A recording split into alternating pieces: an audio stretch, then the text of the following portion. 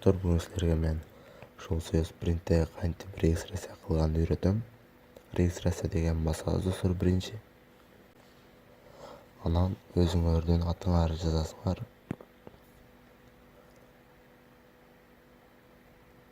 Анан эмайлыңарды жазасыңар.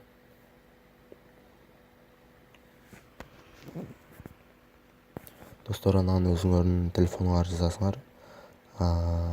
Кыргызстандык болсо достор плюс 996 кылып жазасыңар. Анан нөлдү кошпой 555 же болбосо 777 деп номериңерди жазасыңар.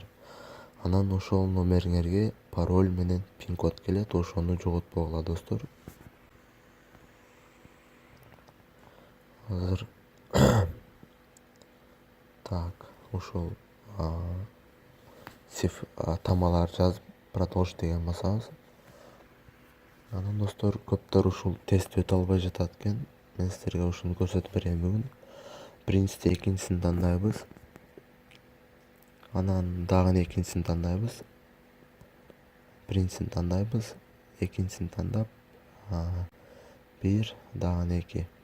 Достор, ушул видеодогудай кылсаңар силерге дагы окшойт. Мына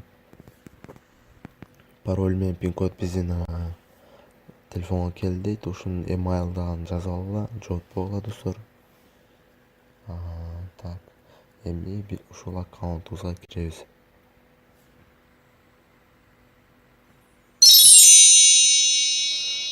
Азыр мен пароль жаздым, видеону пауза кылып киребиз достор. Ошол телефонуңарга келген пароль жазасыңар. Кийин биринчи достор статусуңарды өзгөртүшүңөр керек. Иштеш үчүн мына достор, видеодогу прохождение деген жерге басасыңар. Өзүңөр жөнүндө анкетаны толтуруп коесуңар. Бул оңой эле. Любойун тандасаңар боло берет, бул жерде текшербей. Так.